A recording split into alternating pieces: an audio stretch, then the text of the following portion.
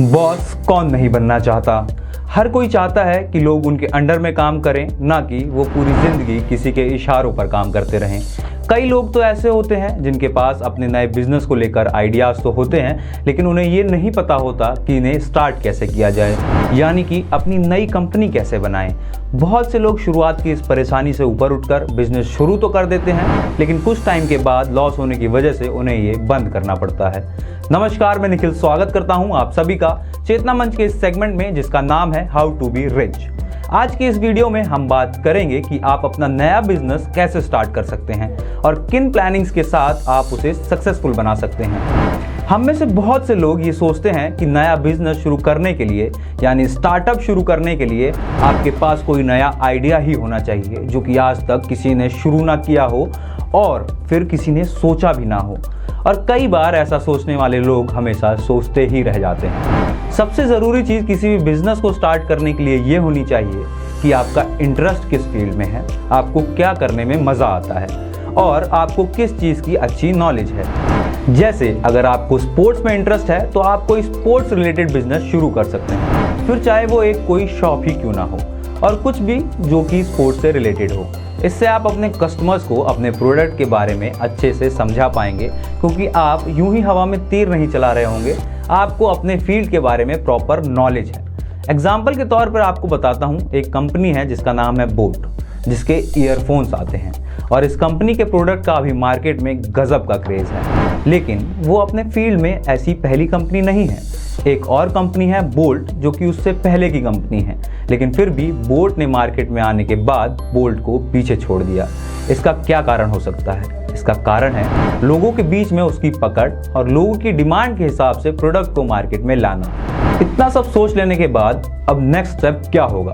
आपको अपने बिजनेस को गवर्नमेंट में रजिस्टर करवाना है। तो ये कैसे करेंगे? तो मैं आपको बता दूं, आप अलग अलग तरीकों से अपने बिजनेस को रजिस्टर करवा सकते हैं। आइए बात करते हैं सबसे पहले तरीके की, जो कि है सोल प्रोप्राइटरशिप।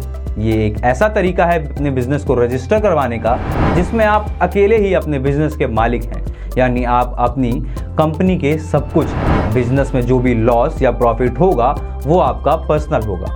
इसमें छोटे बिजनेस को रजिस्टर करवाना अच्छा होता है। जैसे अगर आप कोई राशन की दुकान खोल रहे हैं तो इसमें रजिस्टर करवा सकते हैं। अपने बिजनेस को इसमें रजिस्टर करवाने का फ़ायदा ये होता है कि इसका रजिस्ट्रेशन प्रोसेस आसान होता है और थोड़ा शॉर्ट होता है।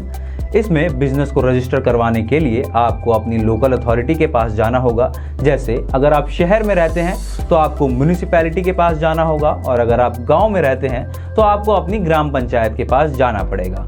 इस प्रोसेस को करवाने के लिए 1 से 2 दिन का समय लगता है और इसमें रजिस्टर करवाने के लिए लगभग 1000 रुपये तक का खर्च आता है। इसके लिए आपका बिजनेस छोटा होना चाहिए और इसमें 4 या 5 से ज़्यादा लोग आपके एम्प्लॉय नहीं होने चाहिए। अगर आपका बिजनेस बड़ा है तो उसके रजिस्ट्रेशन के कई और अलग तरीके भी हैं। अब चलते हैं दूसरे तरीके की तरफ, जो कि है OPC, यानी वन पर्सन कंपनी। ये एक ऐसा तरीका है जिसमें अगर आपकी कंपनी डूब जाती है तो आप पर्सनली उसकी रिकवरी नहीं करेंगे, यानी कि कंपनी का हिसाब सिर्फ कंपनी से। कंपनी के हुए नुकसान को भरने के लिए आपको कोई पर्सनल चीज़ों पर हाथ नहीं डाल सकता। उसके रजिस्ट्रेशन में लगभग 6000 रुपये का खर्च आता है और इसमें करीब 5 से 10 दिन का समय लगता है। जैसे कि इसके नाम से ही पता चल रहा है कि वन पर्सन कंपनी है, तो इस कंपनी के डायरेक्टर से लेके शेयर होल्डर तक सब आप ही होंगे।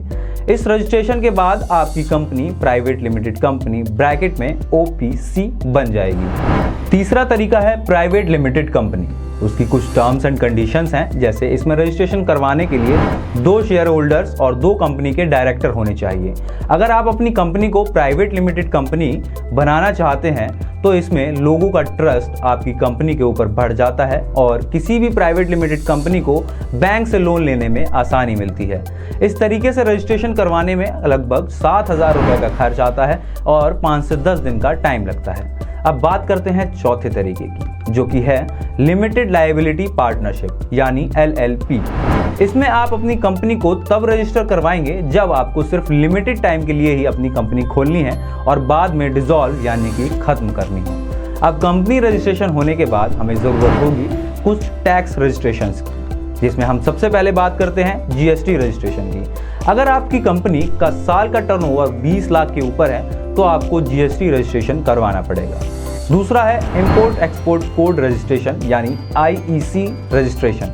अगर आपका इंपोर्ट एक्सपोर्ट का बिजनेस है तो आपको IEC रजिस्ट्रेशन करवाना बहुत ज़रूरी है। तीसरा है एम्प्लॉय स्टेट इंश्योरेंस रजिस्ट्रेशन यानी कि ESI रजिस्ट्रेशन। अगर आपकी कंपनी में 10 से ज़्यादा एम्प्लॉय हैं तो ESI रजिस्ट्रेशन करवाना पड़ेगा, और अगर एम्प्लॉय 20 से ज़्यादा हैं तो प्रोविडेंट फंड रजिस्ट्रेशन यानी कि PF रजिस्ट्रेशन करवाना होगा। अब बात करते हैं MSME रजिस्ट्रेशन की। ये रजिस्ट्रेशन करवाना ज़रूरी तो नहीं है, लेकिन अगर आप अपनी कंपनी को MSME में रजिस्टर करवाते हैं तो इससे आपको कई फ़ायदे मिलेंगे, जैसे बैंक से लोन लेने में आसानी होगी और गवर्नमेंट की तरफ से भी समय समय पर MSME के लिए कई स्कीम्स आती हैं जिनका फ़ायदा भी आपको मिल सकता है। ये वो तरीके और प्रोसेस हैं जिनसे आप अपनी कंपनी खड़ी कर सकते हैं और अपने बॉस खुद बन सकते हैं। उम्मीद करता हूँ आप जो सोच कर वीडियो देखने आए थे वो जानकारी आपको मिल गई होगी। आपको ये वीडियो कैसा लगा हमें कमेंट करके ज़रूर बताएं। अब मैं आपसे मिलता हूँ अगले वीडियो में किसी नए टॉपिक के साथ। तब तक के लिए गुड बाय।